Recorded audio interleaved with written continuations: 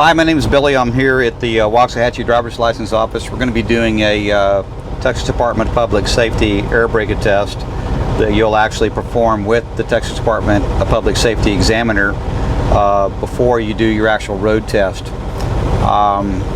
There's several steps involved in passing. We're going to go over each one of those steps with you on the air brake test here. The first thing we're going to do is we're going to put our seat belt on. Make sure the seat belt is on during the air brake test. So we're going to put that on and make sure it's secure. The next thing we're going to do is we're going to look at our gauges right here. If you guys look at the gauges, our air pressure is sitting at about, I'm going to say somewhere around about 110 psi. One thing is, your air pressure has to be down below 100 or at 100 or below for the governor to kick in to kick the air compressor on to be able to build air pressure up. If you get in the truck and you run the RPMs up right here and you look over here and the air pressure is not building up, tell the examiner I need to relieve a little bit of pressure out of the system till the air pressure gets down just a little bit below or right at on 100. Now we're going to run our RPMs up right here to a little above 1500 and hold them steady between about 1750 RPMs. We'll see our air pressure right here starting to build up. So the air pressure is building up here. We're going to get it to 125 psi. Stay steady on your fuel. Make sure your RPM stay steady here. Watch your gauges. When your gauges reach 125, you'll hear your air pressure release valve pop. Air pressure release valve fixing to pop. Okay, now that it has gone off, our air pressure is sitting at 125. The next thing we're going to do is, once it's there, we're going to take and we're going to turn the truck off by turning the key over on the left side into the off position, so the motor comes to a complete stop. We're going to take and turn the key into the on position. We're going to see the computer clear out here, lights come on. You'll have two lights come on. You'll hear a buzzer noise. Make sure you see these two lights and make sure that the buzzer is on and the motor's not running during this process. The next thing we're going to do is we're going to come over here to our tractor and trailer valves. You got a yellow valve, tractor valve, red valve, trailer valve. We're going to push the tractor in, trailer second. Now our wheels are chalked up in the front end. You're going to take your hand up off of the valves. You're going to come back in, tell the examiner you're going to double check to make sure the brake valves are in. Once the air pressure has stabilized, and what that means is once you hear the air pressure stop hissing, we're going to look right here and we're going to time for 1 minute, looking for no more than 3 psi air loss in that 1 minute time frame. So we're going to time for 1 minute on each one of these, primary and secondary gauge, to make sure that they don't drop more than 3 psi in a 1 minute time frame. So after the 1 minute is up, the next step we're going to go to is we're going to check for leaks to make sure that there's no leaks. So we're going to take our foot and you're going to see a brake pressure gauge right here. When we apply the brake pressure, if you see as I move my foot around on the brakes, it tells you how much pressure, pounds per square inch, you're putting onto or how many psi of air pressure you're using to hold the brakes. Right now we're going to hold it at 90. The next step is going to be at 90. We're going to hold it steady for 1 minute, looking for no more than 4 psi of air loss here and here in a 1 minute time frame. So we're going to time it 1 minute, no more than 4 psi of air loss in a 1 minute time frame.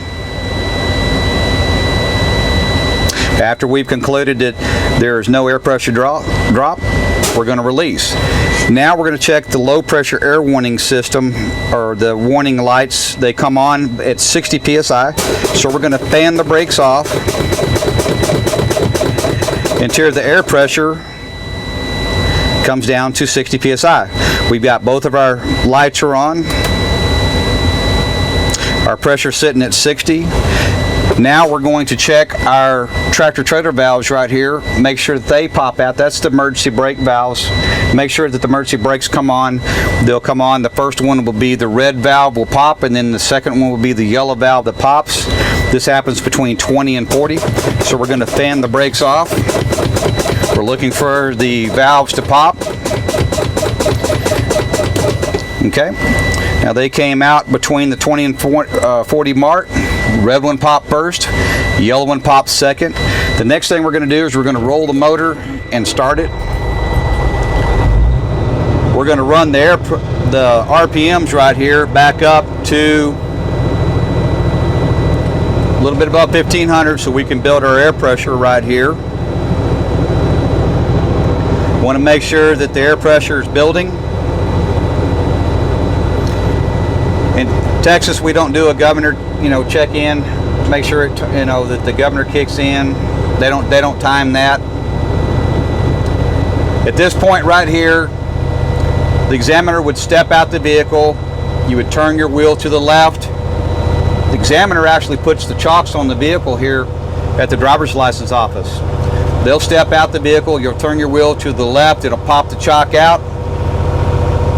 The examiner will want you to do a pull test once the air pressure gets back up to 125 psi. So we're going to sit here, we're going to maintain our RPM, and we're looking at our gauges here climbing as we're building air pressure.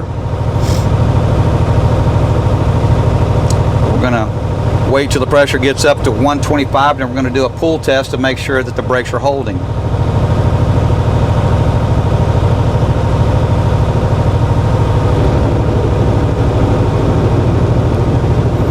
Air pressure still building up. We're looking at the gauges here.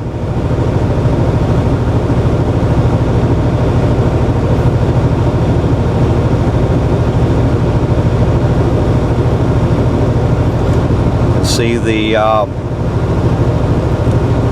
RPMs maintaining a little above 1500. Air pressure gauge getting up.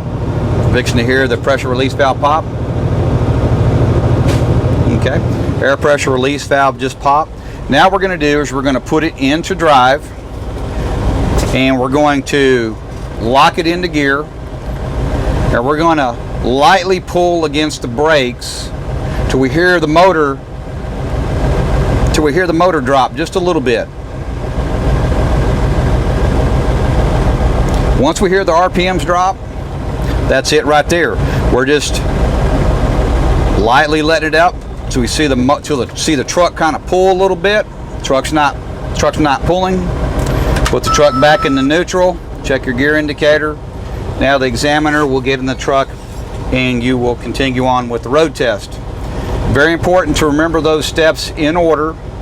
Make sure that when you turn the truck off and you put the key in the on position, that you press the brake valves in. I always tell people key off, key on, press, key off, key on, press. Because the two places people always fail the road test, they forget to turn the truck off, they forget to put the key in the on position, or they forget to press the brake valves in. They'll either turn the truck off, continue with the brake test, forget to push the brake valves in, or they'll leave the truck running, press the brake valves in, and forget to turn the truck off. So remember, key off, key on, press, key off, key on, press. Again, this is the Waxahachie driver's license office air brake test out here in Waxahachie, Texas. My name is Billy. I'm with the CDL truck rental out here, and if you look down below, you'll see our information for doing a road test. Very easy road course out here. Talk to you a little bit later.